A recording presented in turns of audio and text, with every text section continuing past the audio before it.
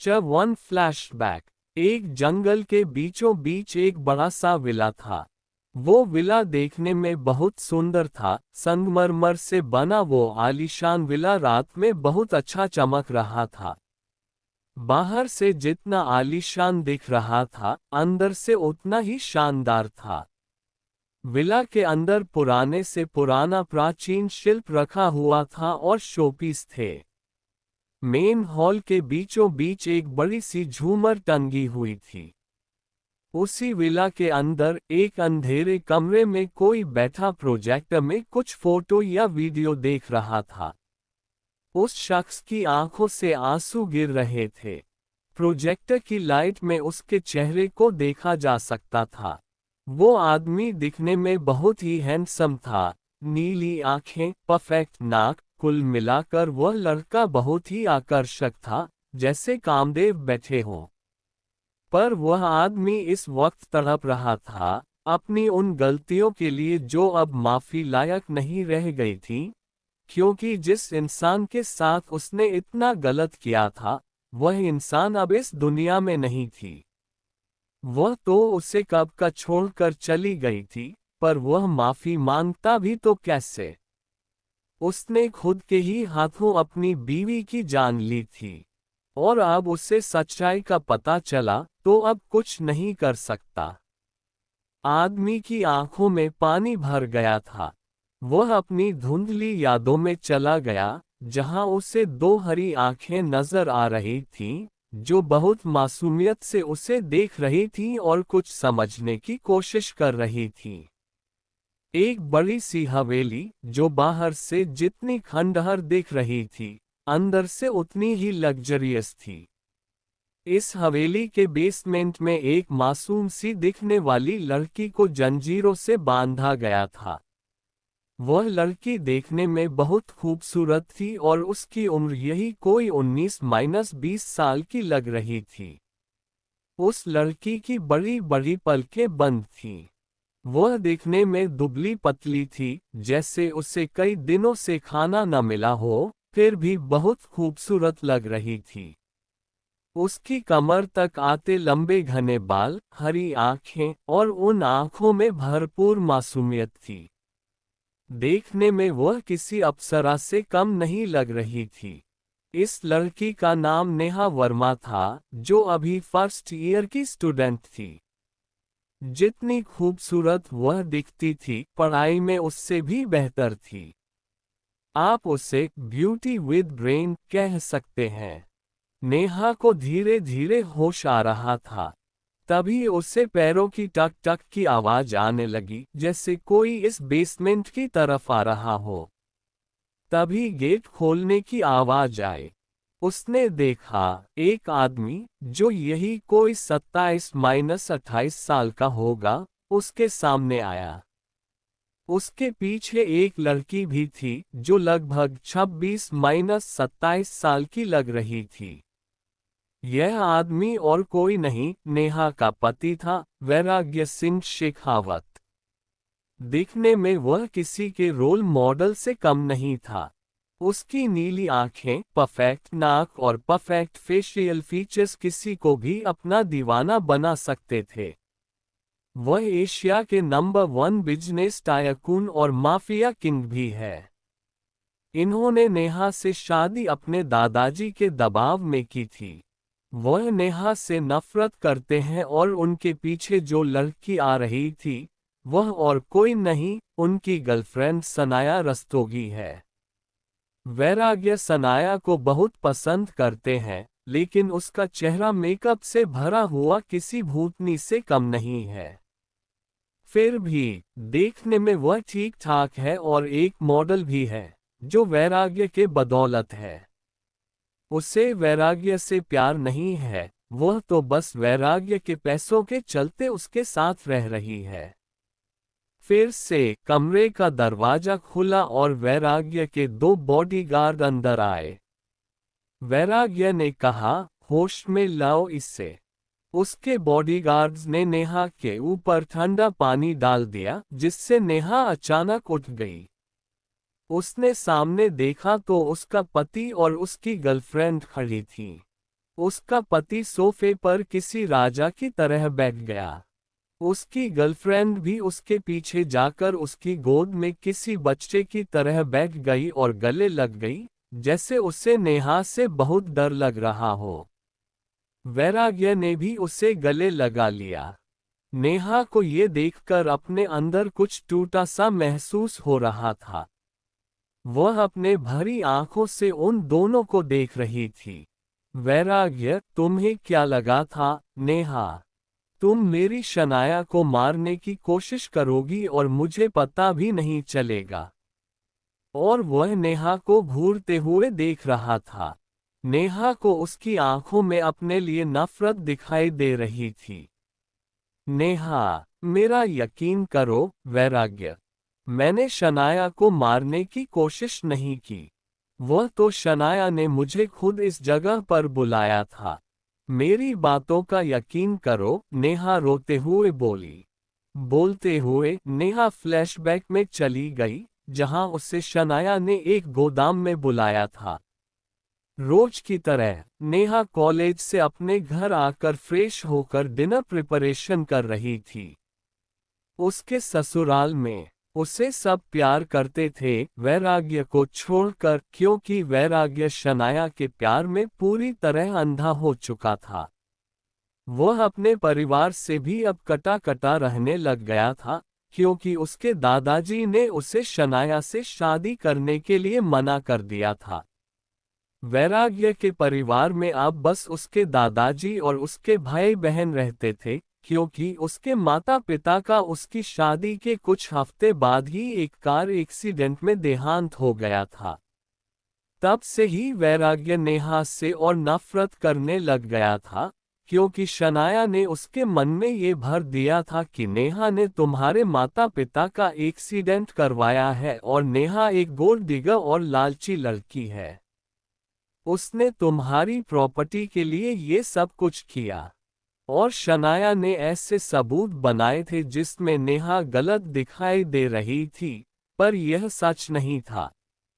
यह आधा सच था। यह आपको आगे पता चलेगा। नेहा डिनर प्रिपरेशन कर ही रही थी कि तभी उसका फोन रिंग करना शुरू हुआ। उसने देखा कि उसे सनाया कॉल कर रही है। पहले तो उसे थोड़ा अजीब लगा, पर फिर उसने कॉल पिक कर लिया। उसने कहा, अगर तुम्हें अपने सास ससुर की मौत कैसे हुई यह जानना है, तो मैं तुम्हें एड्रेस सेंड कर रही हूँ। चुपचाप आ जाओ, मैं तुम्हारा इंतजार कर रही हूँ। वह भी बाकी का खाना शेफ को बनाने के लिए बोलकर पूरी हड़बड़ी में घर से निकल गई। किसी को बिना बोले, क्योंकि उसे भी उनकी मौत कैसे हुई यह जानना था। जब वह उससे लोकेशन में पहुंची, तो उसने देखा वहां पर शनाया एक चेयर पर बैठी हुई है और उसके चारों तरफ बहुत सारे ऐसे गुंडे टाइप दिखने वाले आदमी खड़े थे, जैसे शनाया उन्हें कुछ ऑर्डर दे रही हो। तभी शनाया ने नेहा को देख लिया।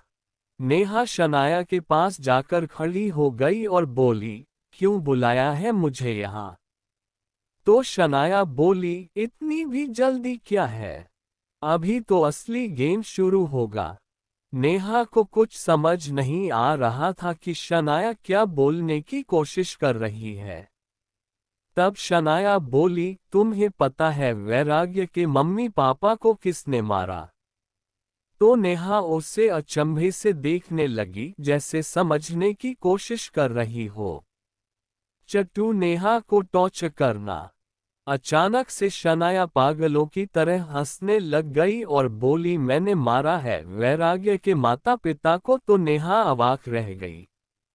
नेहा ने कहा, पर तुम तो वैराग्य से प्यार करती हो, तो तुमने उसके माता पिता को क्यों मारा? तो शनाया बोली, प्यार, यह प्यार क्या होता है? मैं मेरा वैराग्य से प्यार नहीं करती हूँ, मुझे बस उसकी प्रॉपर्टी चाहिए और मुझे उससे कुछ लेना देना नहीं है। मैं तो किसी और से प्यार करती हूँ, बहुत प्यार करती हूँ। नेहा को भी अब गुस्सा आने लग गया था, क्योंकि वह भी वैराग्य के माता पिता को अपना माता पिता मानती थी। वैराग्य के माता पिता भी उसे बहुत प्यार करते थे, अपनी बेटी की तरह, इसलिए नेहा की आंखों में अब आंसू भी देखे जा सकते थे। तभी अचानक से उन सारे गुंडों ने शनाया को इस चेयर से बांध दिया और उसके कपड़ों की स्लीव्स भी फाड़ दे और उसे थप्पड़ मारने लगे और जबरदस्ती करने की कोशिश कर रहे थे, जैसे उसका रेप करने की कोशिश कर रहे। नेहा उन्हें रोकना जा रही थी, तब तक दो गुंडों ने नेहा को पकड़ लिया और शनाया के पास जाने से रोक लिया। वह कुछ समझती तब तक गोदाम के बाहर गाड़ियां रुकने की आवाज सुनाई दी। फिर उसने देखा वैराग्य दौड़ता हुआ अंदर आ रहा था और उसके बॉडीगार्ड्स भी आ रहे थे। वैराग्य को आता देख उन दोनों गुंडों ने नेहा को छोड़ दिया और जो गुंडे शनाया के साथ बदतमीजी करने की कोशिश कर रहे थे उन्होंने भी शनाया को छोड़ दिया और सारे गुंडे नेहा के सामने आकर झुककर खड़े हो गए, जैसे नेहा उनकी मलकिन हो, और बोलने लगे, अपने जैसा कहा था हमने इस लड़की को उठा लिया और अब इसके साथ हम जबरदस्ती करेंगे। नेहा को कुछ समझ नहीं आ रहा था कि क्या हो रहा है। वैराग्य अंदर आता हुआ उन गुंडों की बातें सुन लेता है, उसकी आंखें गुस्से से लाल हो गई थी, उनमें आज देख रहा था और नेहा उनमें अपने लिए बेताशा नफरत देख सकती थी। नेहा वैराग्य के सामने कुछ बोलने के लिए जा ही रही थी कि वैराग ने उसे इतनी जोरदार थप्पड़ मारा कि वह वहीं पर गिर गई। वैराग बोला, तुम मुझे पाने के लिए शनाया के साथ इतनी गिरी हुई हरकत कैसे कर सकती हो? तुम्हें लड़की होकर एक लड़की के साथ इतनी गिरी हुई हरकत करने में थोड़ी भी शर्म नहीं आई? तब तक वैराग्य के बॉडीगार्ड्स ने भी उन सारे गुंडों को पकड़ लिया था और वैराग्य सीधा जाकर शनाया के रस्सियां खोलने लगा और रस्सियां खोलते ही शनाया ने उसे कसकर गले लगा लिया, जैसे वह बहुत डरी हुई हो। वैराग्य ने भी उसे अपनी बाहों में समा लिया और उसे बाहर की तरफ ले जाने लगा। जाते जाते नेहा को अपने गुस्से से लाल आंखों से देखते हुए अपने बॉडीगार्ड से बोला, इसे हल में ले जाओ, इसकी खातिरदारी मैं वही करूंगा। इसकी हिम्मत कैसे हुई मेरी शनाया के साथ ऐसा करने की और बाहर की तरफ चला गया। शनाया ने भी अपनी कर नजरों से नेहा को देखा और एक कनिंग स्माइल दी और वैराग्य के साथ चली गई। अब नेहा को समझ आया कि शनाया ऐसा क्यों कर रही थी। नेहा ये सारी घटना याद कर ही रही थी कि अचानक उसे अपने गाल पर बहुत तेज दर्द हुआ और वह अपने ख्यालों से बाहर आ गई। फ्लैशबैक एंड वह सामने देखती है जहां एक बॉडीगार्ड ने उसे थप्पड़ मारा था, तो वही वैराग्य उसे अपने गुस्से से लाल जलती आंखों से देख रहा था और शनाया भी वैराग्य के गले लगकर तिरछी निगाहों से नेहा को ही देख रही थी।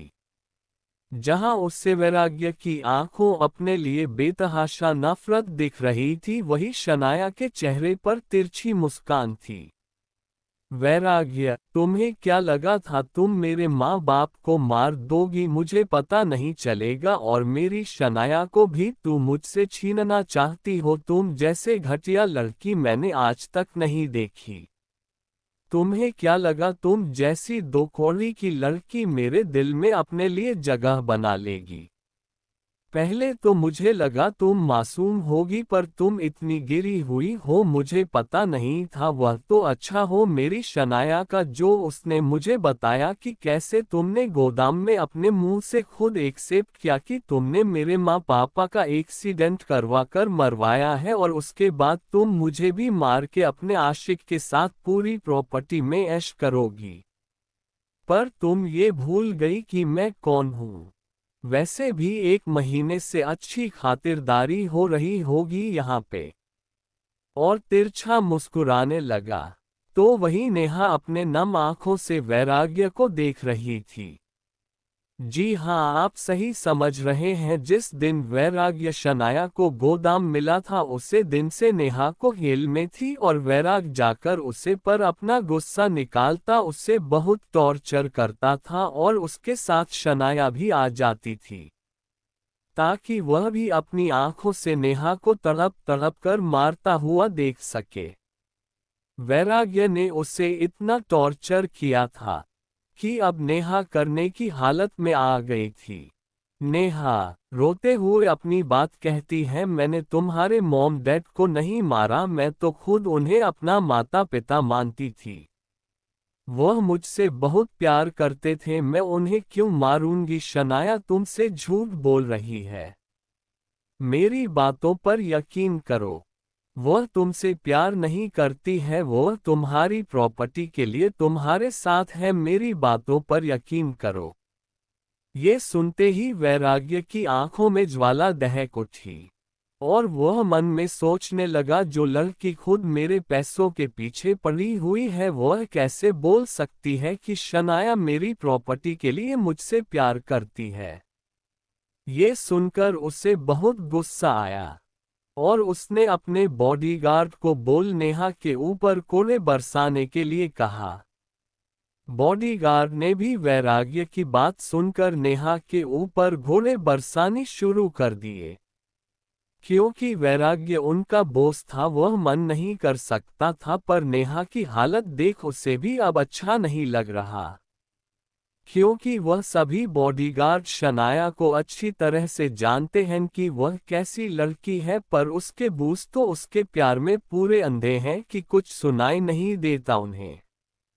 नेहा तो छू तक नहीं करती, क्योंकि इन एक महीना में उसे इतना टॉर्चर किया गया था कि अब तो उसे दर्द भी नहीं होता था। नेहा को मार पड़ते देख शनाया को बहुत खुशी हुई और वह डरने की एक्टिंग करके वैराग्य के गले लग गई। अरे वैराग्य को सच में लगा कि कहीं शनाया डर तो नहीं गई, इसलिए उसने शनाया के चेहरे को अपने हाथों में भरकर अपने होठों को शनाया के होठों से जोड़ लिया और उसे किस करने लगा ताकि शनाया डरे न और उसका उधर से ध्यान भी हट जाए।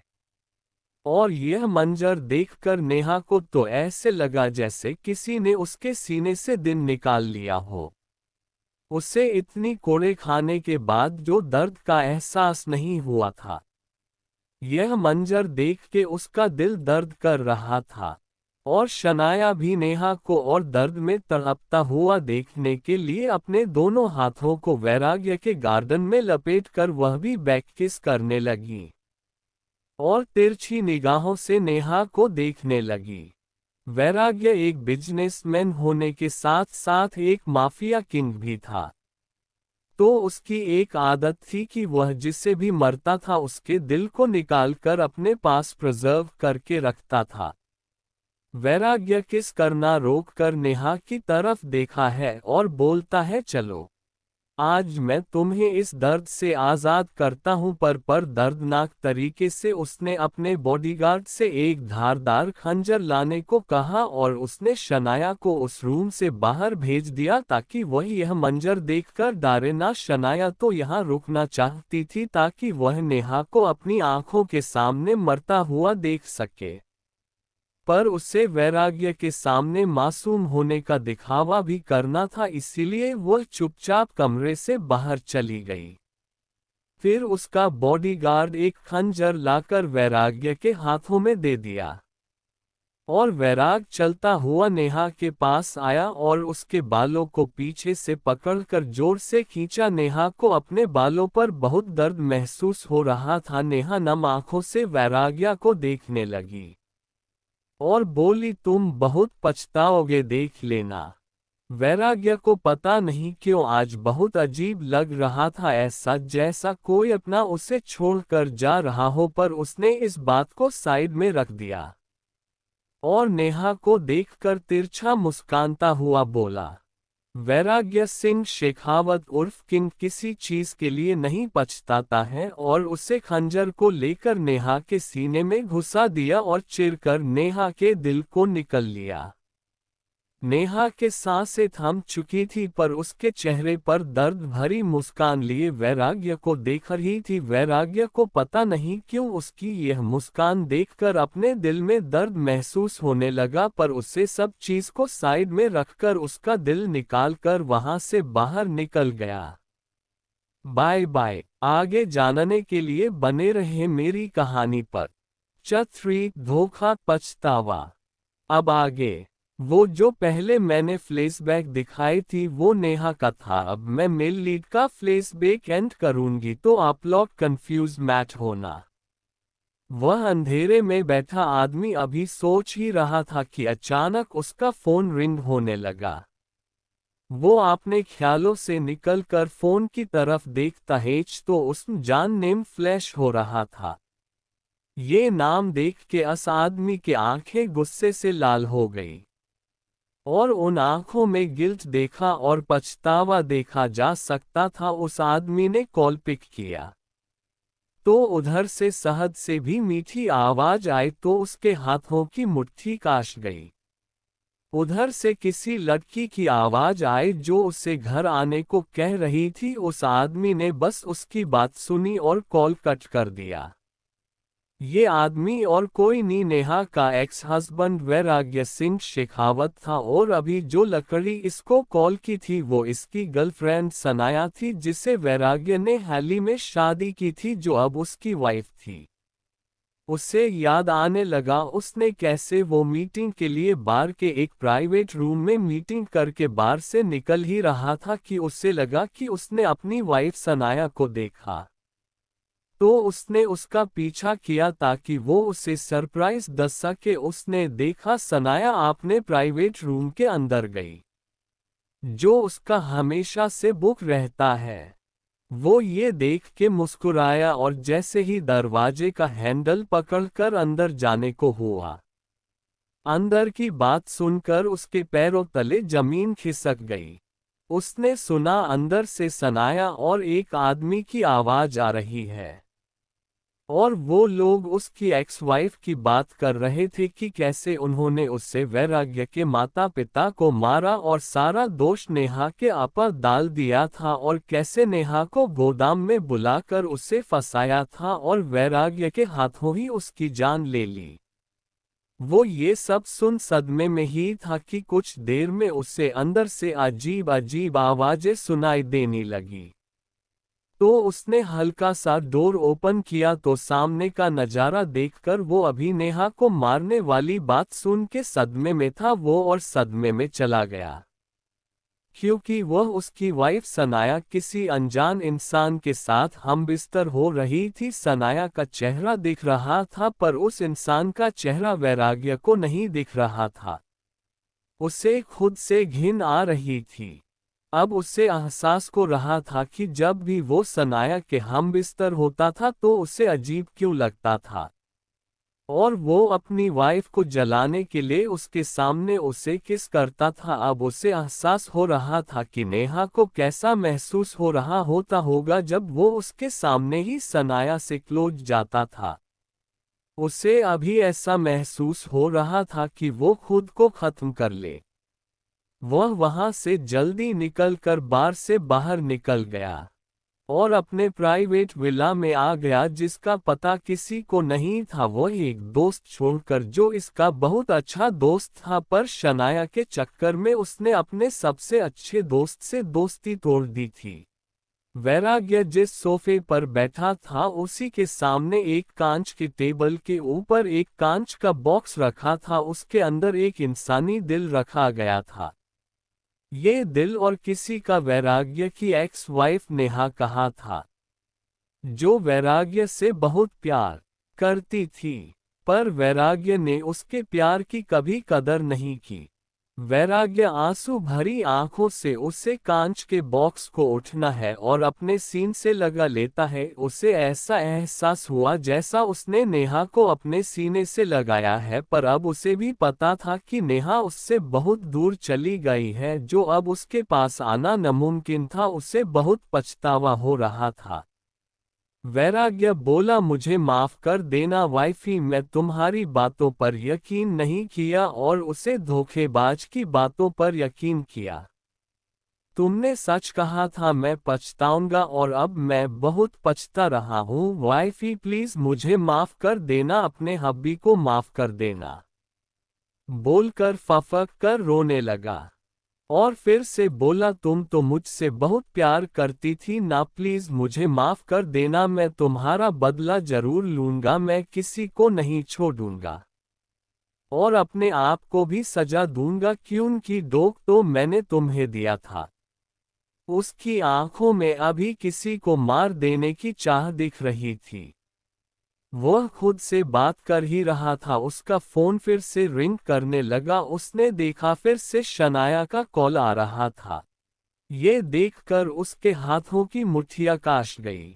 उसने उसे कांच के बॉक्स को एक अच्छी जगह रखकर अपना फोन लेकर अपने प्राइवेट विलेज से निकल गया और अपनी गाड़ी से फुल स्पीड में अपने घर के ओर मोड़ दिया, क्योंकि वह उस बार से निकलने के बाद अपने प्राइवेट विला में आ गया था और 2 दिन से घर नहीं गया था, क्योंकि वह इतना सदमे में था कि उसे कुछ होश ही नहीं था। उसे अब बहुत पछतावा हो रहा था कि उसने एक मासूम की जान ले ली जो उससे बहुत प्यार करती थी। थोड़ी देर बाद वैराग्य की गाड़ी एक बड़े से मैंशन के आगे आके रुकी। उस मैंशन के नेम प्लाट में शेखावत मैंशन लिखा हुआ था। जो रात में बहुत जगमगा रहा था, उससे मैंशन का बड़ा सा गेट ओपन हुआ और वैराग्य को अंदर लेके चला गया। अंदर जाने टाइम लेफ्ट साइड बड़ा का गार्डन था और जैसा अगर अलग प्रकार के फूल लगाए गए थे। वैराग्य गाड़ी को ले जाके पार्किंग में रख दिया और घर के अंदर इंटर करता है तो अंदर का नजारा देख के उनके तन बदन में आग लग जाती है। तो आखिर क्या देखा वैराग्य ने ऐसा कि उसके तन बदन में आग लग जिन? क्या वैराग्य अस अनजान इंसान को ढूंढ पाएगा या नहीं, और सब कुछ जानने के बाद भी सनाया को कुछ करेगा कि नहीं? जानने के लिए मेरे साथ बने रहे इस कहानी में। चफोर दर्दनाक मौत रिबीट। अब आगे। वैराग्य ने सामने देखा तो वहां कियारा किसी रानी की तरह सोफे पर बैठी थी और उसके भाई बहन को किसी नौकर की तरह ट्रीट कर रही थी। दादाजी इस वक्त हाल में नहीं थे, क्योंकि नेहा के जाने के बाद से अक्सर ही बीमार रहते थे और उन्हें सनाया बिल्कुल भी नहीं पसंद थी, क्योंकि वह पहले से ही समझ चुके थे कि सनाया एक लालची किस्म की लड़की है, इसलिए ही उन्होंने वैराग्य की शादी नेहा से करवाई थी। उन्हें लगा था नेहा से शादी होने के बाद वैराग्य सुधर जाएगा, पर वैराग्य नहीं सुधरा। उसकी आंखों पर तो शनाया की अच्छाई की पट्टी बांधे हुए थे। वैराग्य को आता देख शनाया ने तुरंत किसी गिरगिट की तरह तुरंत अपना रंग बदल दिया और उसके भाई बहन को बहुत अच्छे से ट्रीट करने लगी, ताकि वैराग्य को शक न होगी शनाया उसके भाई बहन के साथ नौकरों की तरह ट्रीट करती है। वैराग्य जैसे ही हाल में आता है, शनाया उसके पास जाकर उसे गले लगा लेती है, पर वैराग्य ने सनाया को गले नहीं लगाया था और सुनाया ने भी उतना नोटिस नहीं किया था। शनाया बोली, बेबी तुम घर आ गए और 2 दिन से कहाँ थे, मुझे तुम्हारी कितनी चिंता हो रही थी। पर शनाया ने वैराग्य की आंखों में अपने लिए नफरत नहीं देखी, क्योंकि उसने उसकी आंखों की तरफ अपना नोटिस नहीं किया। अगर कोई अभी वैराग्य की आंखों में देखता तो साफ बता सकता था कि वह शनाया से कितने नफरत करता है। वैराग्य ने अपनी नजरें उससे हटाकर अपने भाई बहनों की तरफ को कर दी। वैराग्य के भाई बहन जो इतनी देर से अपने भाई और शनाया का ड्रामा देख रहे थे, वैराग्य की नज़र अपनी तरफ देख उन्होंने वैराग्य से अपनी नजरें फेर ली। फिर वैराग्य ने शनाया को अपने से दूर झटका और रूखे स्वर में बोला, मैं थक गया हूं और फ्रेश होने जा रहा हूं। शनाया को पहले तो अजीब लगा, क्योंकि वैराग्य कभी भी शनाया को ऐसे अपने से दूर नहीं करता था, पर बाद में शनाया ने इस बात को नजरअंदाज कर दिया। उससे लगा वैराग्य सच में बहुत थक गया होगा, पर उसे कहाँ पता था उसका यह मासूम चेहरे के पीछे का असली चेहरा देख चुका है। जो शायद आगे चलकर उसके लिए और उसे अनजान आदमी के लिए बहुत बड़ी मुसीबत साबित हो। बैराज अपने भाई बहनों से बात करना चाह रहा था पर उनका उसे ऐसा मुंह मोड़ना उसे बहुत बुरा लगा। पर वह कुछ नहीं कर सकता था। नेहा के जाने के बाद से उसके दादाजी ने और उसके भाई बहनों ने उसे मुंह मोड़ लिया था, इसलिए उसने कुछ नहीं कहना सही समझा और लिफ्ट की तरफ चला गया। लिफ्ट में घुसकर वैराग्य ने थर्ड फ्लोर का बटन प्रेस करके अपनी रूम की तरफ चला गया। अपने रूम में पहला कदम रखते ही आज वैराग को एक अजीब सा दर्द अपने दिल में महसूस हुआ। रूम दिखने में बहुत बड़ी थी। एक बड़ा king size bed, left side sofa रखा हुआ था, एक बड़ी की वॉक इन क्लोजेट, कुल मिलाकर रूम बहुत सुंदर था। वैराग्य अपने रूम को देखने में खोया हुआ हाई था कि तभी उसने देखा उसका फोन रिंग कर है। उसने देखा यूज अंडरवर्ल्ड का राइट हैंड का कॉल रहा है जो उसका हर लेकर कम देखता था। वैराग्य कॉल पिक कर अपनी कठोर आवाज में हेलो बोलता है तो उधर के रॉकी वैराग्य का राइट हैंड बोला, बॉस आपने जो इन्फॉर्मेशन निकलने के लिए कहा था मैंने निकल लिया है। मैंने आपको मेल कर दिया है, आप देख लीजिए। और मैंने उससे उठा लिया है। वैराग्य उसे और कुछ इंस्ट्रक्शन देता है और कॉल कट कर देता है। वैराग्य जल्दी से इंफॉर्मेशन पढ़ने लगता है और जैसा जैसा पढ़ता है उसका ऑरा उतना भयानक हो रहा था। फिर अचानक ही कुछ सोच के डेविल स्माइल करने लगता है और फ्रेश होने चला जाता है। फिर नीचे डाइनिंग हॉल में जाकर डिनर टेबल में जाकर अपने चेयर में बैठ जाता है। वो देखा है कि उसके भाई बहन यहाँ नहीं है। सनाया देखती है कि वैराग्य अपने भाई बहन को खोज रहा है तो वो झूठ बोल देती है को उन दोनों ने डिनर कर लिया है, पर असल में तो वो उन्हें खाने होनी देती थी। जो बच्चा कूचा होता था वो देती थी। वैराग्य का भी अभी सारी सच्चाई पता चल गई थी कि सनाया कैसे उसके भाई बहन को टॉर्चर करती है। वैराग्य सनाया को देख के मन में बोलता है बस आज का दिन जितना अच्छा से रहना है रह लो, कल पता नहीं तुम हो ना हो। और डेविल स्माइल करने लगता है जो सनाया नहीं देख पाती। डिनर करने के बाद दोनों रूम में चले जाते हैं। उससे पहले ही वैराग्य ने एक नौकर को बोलकर अपने भाई बहन के लिए और दादाजी के लिए डिनर भिजवा देता है। जब दोनों रूम में इंटर करते हैं तो सनाया वैराग्य को पीछे से गले लगा लेती है, उससे क्लोज होने की कोशिश करती है, पर वैराग्य उसे आपने से दूर जतक कर स्टडी रूम में चला जाता है।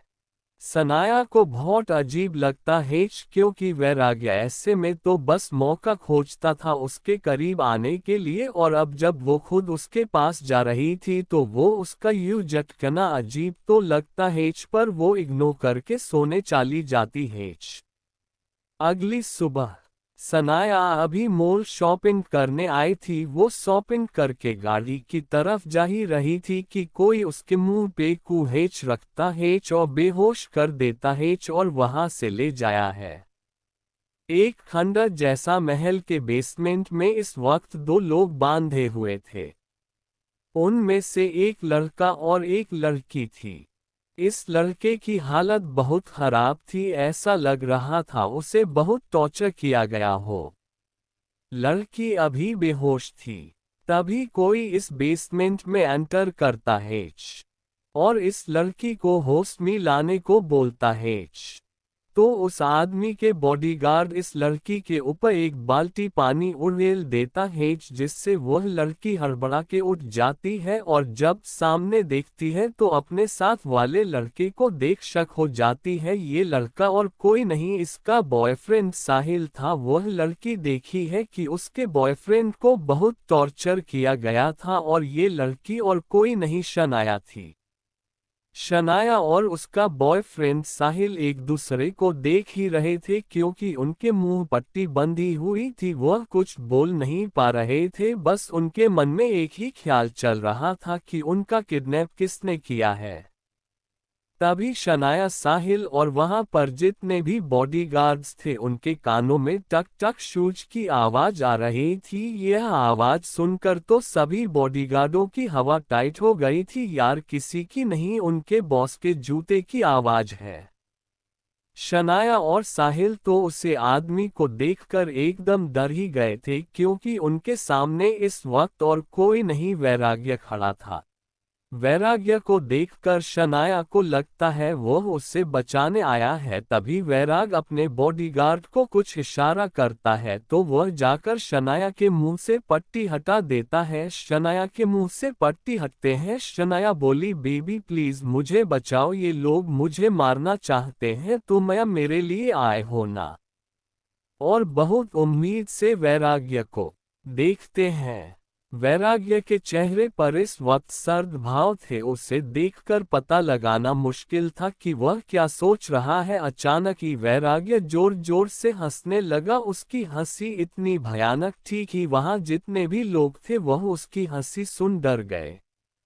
बॉडीगार्ड्स तो थर थर कांपने लग गए थे।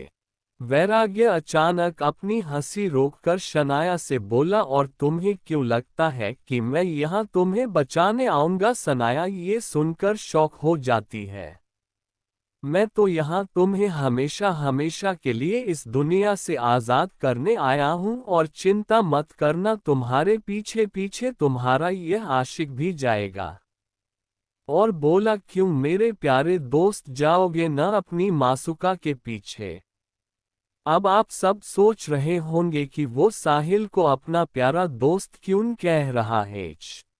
तो साहिल वैराग्य का दोस्त था। दोस्त तो सिर्फ वैराग्य मानता था, नहीं तो साहिल तो उसे बहुत नफरत करता था। उसे वैराग्य से बहुत जलन होती थी क्योंकि वैराग्य के पास इतनी अच्छी फैमिली, पैसा दौलत, ऊपर से इतनी ब्यूटीफुल वाइफ भी मिली थी उसे नेहा के रूप में। इसी सब में साहिल को वैराग्य से बहुत जलन होती थी। वह वैराग्य से उसका सब कुछ छीना चाहता था जैसे उसने शनाया को से छीना था।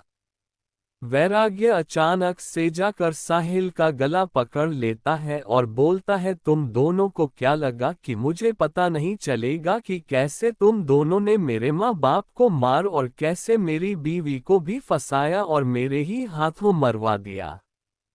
ये सुनकर तो शनाया और साहिल थर थर कांपने लगते हैं। उन्हें नहीं लगा था कि वैराग्य को सब सच पता चल जाएगा।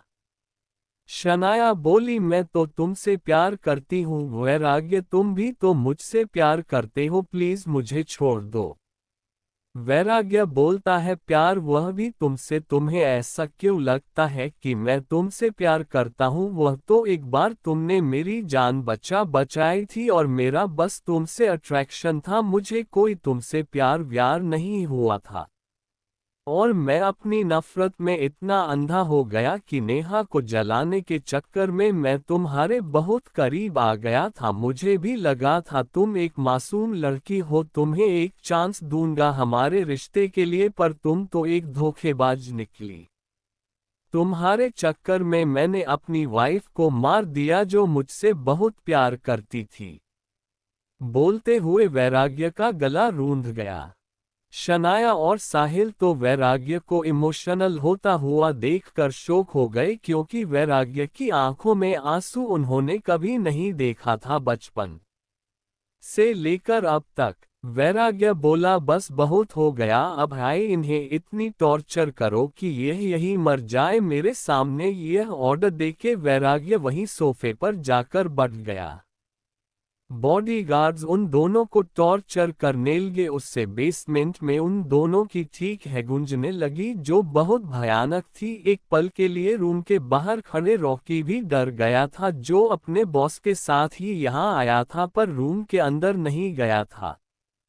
वैराग्य जितना उन दोनों की ठीक है सुनता उसके दिल में उतनी ठंडक मिलती। फिर वैराग्य सोफे से खड़ा होकर उन दोनों के पास जाता है और अपने पॉकेट से 2 इंजेक्शन निकाल के उनमें कुछ लिक्विड भरता है और साहिल और शनाया के गले में इंजेक्ट कर देता है। साहिल और शनाया की तो जान ही निकल रही थी, एक तो इतनी टॉर्चर, फिर ऊपर से अभी वैराग्य ने उन्हें ये कौन सी इंजेक्शन लगाए हैं उसका डर।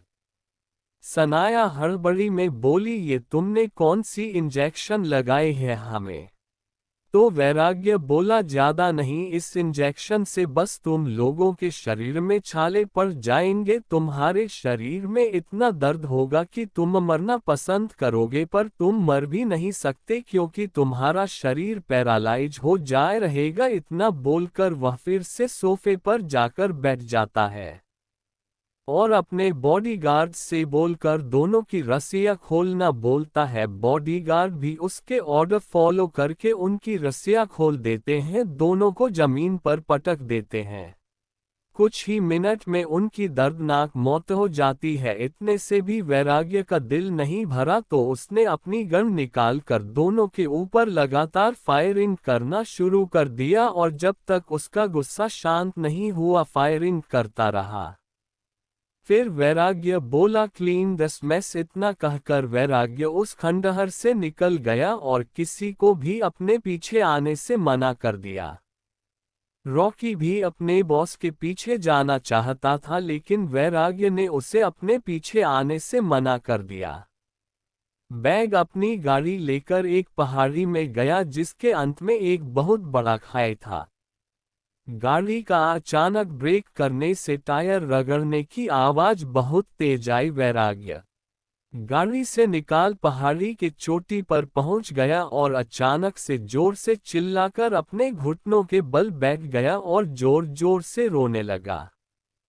उसकी आंखों के सामने इस वक्त नेहा का मासूम चेहरा दिखाई दे रहा था जिसकी आंखों में उसे हमेशा अपने लिए प्यार दिखाई देता था, पर मरते वक्त उसकी आंखों में उसके लिए कोई भाव नहीं थे। उसकी आंखों में एक खालीपन था। उसे खालीपन को वैराग्य के दिल में अचानक ही बहुत तेज दर्द होता है। वैराग्य अपनी आंखें खोलकर आसमान की तरफ देखा है और बोलना है, मैं भी तुम्हारे पास आ रहा हूँ वाइफी, मैं अब जी के क्या करूंगा, तुम भी मुझे छोड़कर चली गई, मॉम डैड भी मुझे छोड़कर चले गए, और रही बात दादाजी की तो वह मेरे भाई बहन उन्हें देख लेंगे।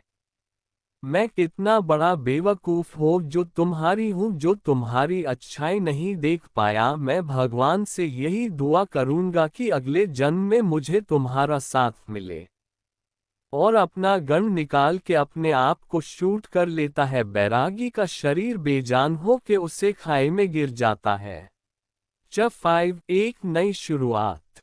एक आलीशान रूम में इस वक्त किंग साइज बेड में कोई सोया हुआ था और वो नींद में ही पैनिक कर रहा था। फिर अचानक से जोर से चिल्लाते हुए बेड से उठकर बैठ गया और जोर जोर से सांस लेने लगा। फिर उसने चारों तरफ अपनी नजरें घुमाता हेच तो वो कंफ्यूज हो जाया हेच कि वो इस वक्त कहाँ हेच यूज समझ नहीं आ रहा था। तभी अचानक से उसकी नजर शीशे पर जाती है तो खुद को देखकर एक पल के लिए चौंक जाता है और वह खुद से बोलता है, ये कैसे हो सकता है? क्या भगवान ने मुझे दूसरा मौका दिया है? क्या मेरा रिबीर्थ हुआ है? और वह अपने हाथ पैर को देखने लगता है जो इस वक्त थोड़े छोटे छोटे थे। ये और कोई नहीं बल्कि वैराग्य था जो खुद को देख एक पल के लिए चौंक गया था क्योंकि वह वैसा जब वह 10 साल का दिखता था वैसा दिख रहा था। ये वही पल था जब उसकी लाइफ में शनाया और शाहिल की एंट्री हुई थी। वैराग्य अभी यह सब सोच ही रहा था कि उसे अचानक से नेहा की याद आने लगी। वैराग्य बोला, अगर मेरा रिबीर्थ हुआ है इसका मतलब नेहा का भी रिवर्स हुआ होगा। मतलब अब मैं उससे मिल सकता हूँ, उससे माफी मांग सकता हूँ। इस वक्त उसकी आंखों में नेहा के लिए एक जुनून, एक पागलपन देख रहा था। नेहा को अपना बनाने का जुनून। वैराग्य बोला, इस पर मैं तुम्हें अपने आप से दूर नहीं जान दूंगा वाइफी, इस बार मैं तुम्हें इतना प्यार करूंगा कि तुम खुद मुझे छोड़कर नहीं जाना चाहोगी। फिर अचानक ही उसके मन में कोई ख्याल आया और वैराग्य के मन में एक अजीब सा डर बैठ गया। वैराग्य मन ही मन सोचा, जैसे मुझे मेरे पिछली बार की सारी यादें याद है, कहीं नेहा को भी तो ये याद नहीं। अगर ऐसा हुआ तो नेहा कभी भी मुझे एक्सेप्ट नहीं करेगी और मैं नेहा को खोना अफोर्ड नहीं कर सकता। वैराग्य अभी यह सब सो ही रहा था कि उसके रूम का दरवाजा खुला और उसके मम्मी पापा कमरे में इंटर हुए। वैराग्य की मम्मी वैराग्य के पास आकर उसके माथे को छूकर देख रही थी, कहीं वैराग्य को बुखार तो नहीं आया, क्योंकि आज मेरा आगे बहुत देर तक सो रहा था और ब्रेकफास्ट के लिए गया था, इसलिए वैराग्य की मम्मी पापा को वैराग्य की चिंता हो रही थी। वैराग्य को अपने मम्मी पापा को देखकर बहुत सुकून मिल रहा था। उससे याद आ रहा था कि शनाया ने उसके मॉम डैड की जान ली थी। यही सब सो के वैराग्य की आंखें नम हो गई। वैराग्य के मॉम डैड वैराग्य की नम आंखों को देखकर डर गए थे, क्योंकि वैराग्य इतना इमोशनल कभी नहीं होता था। वो दोनों जल्दी वैराग्य को गले लगा लिया और वैराग्य की मम्मी वैराग्य से पूछी, क्या हुआ बेटू, तुम्हारी आंखें नम क्यों है? अपने मॉम के मुंह से अपने लिए बेटू सुनकर वैराग्य को अपने दिल में सुकून महसूस हुआ। मेरा आगे नहीं, जल्दी ही अपनी आंखों की नमी को हटा हल्की स्माइल से अपनी मॉम डैड की तरफ देखकर बोला, कुछ नहीं, बस आंख में कुछ चला गया था। टवेरा की मॉम बोली, अच्छा ठीक है, तुम जल्दी से फ्रेश हो, जो तुमने ब्रेकफास्ट भी नहीं किया, जल्दी से ब्रेकफास्ट कर लो। और वैराग्य के माथे पर किस करके उसके रूम से बाहर चली गई। वैराग्य के डैड भी वैराग्य का माथा सहलाकर ब्रेकफास्ट करने का बोलकर वैराग्य के कमरे से बाहर चले गया। बैराज अपने मॉम डैड को अपने रूम से बाहर जाता देख जल्दी से वॉशरूम की तरफ चला और खुद को शीशे में देखकर बोला, इस बार मैं आप लोगों को कुछ नहीं होने दूंगा। अचानक ही उसके चेहरे पर एक डेविल स्माइल आ गई और शीशे में देख बड़े डरावनी तरीके से बोल, वैराग्य सिंह शेखावत अपने दुश्मनों को कभी नहीं छोड़ता। और वह फ्रेश होने लग गया। दूसरी तरफ एक मध्यवर्गीय घर, जो ना दिखने में ना ज्यादा बड़ा था ना ज्यादा छोटा, वह घर दिखने में बहुत सुंदर था। इस घर के एक रूम में एक बहुत प्यारी सी 4 साल की बच्ची बेड पर सो रही थी, जो किसी मॉम की गुड़िया की तरह देख रही थी। तभी कोई उससे रूम मैनेंटर करता है। वह दिखने में उसे छोटी लड़की के माता पिता लग रहे थे। वह दोनों एक दूसरे को देख मुस्कुराते हैं और बेड की तरफ चले जाते हैं। वह औरत उसे बच्ची को आवाज लगाते हुए कहते हैं, गुड़िया उठ जाओ, कितना सो रही हो, देखो सुबह हो गया। लेकिन वह लड़की अपना करवट बदल कर सो गई। ये देख उसे लड़की के पिता बोले, रुको मैं उठाता हूँ। लड़की के पिता ने लड़की के बालों में हाथ फेरते हुए बोला, लाडो उठ जाओ, देखो सुबह हो गया है। अपने पिता की आवाज सुन वह लड़की नींद में ही कसमसाते हुए अपने पिता की गोद में सर रखकर फिर सो जाती है। ये देख लड़की के माता पिता हल्का मुस्कुरा देते हैं। तभी लड़की अपनी आंखें खोलता है। उसकी आंखें एकदम किसी हिरनी की तरह बहुत सुंदर थी। हंसने से उसके गालों पर बहुत सुंदर डिंपल पड़ते थे। उसे लड़की के माता पिता ने उसे उठा देखकर, जल्दी से उठो और फ्रेश हो जाओ, तुम्हें ब्रेकफास्ट नहीं करना। ये सुनकर वह लड़की मुस्कुराते हुए अपने पापा से कहती है, हाँ पापा जा रही हूँ, और बोलकर भागकर वॉशरूम में घुस गई। ये देखकर उसके माता पिता अपना सर ना में हिलाकर रूम से बाहर निकाल जाते हैं।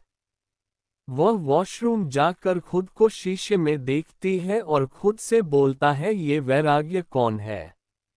जी हाँ यार, कोई नहीं, नेहा थी, इसका भी रिबीर्थ हुआ था। अब नेहा फ्लैशबैक में चली जाती है कि कैसे वह रात में अचानक से बेड में उठकर बैठ गई थी जैसे उसने बहुत डरावना सपना देखा हो और बोली यह क्या था और वह सपने में कौन मेरा दिल निकल रहा था।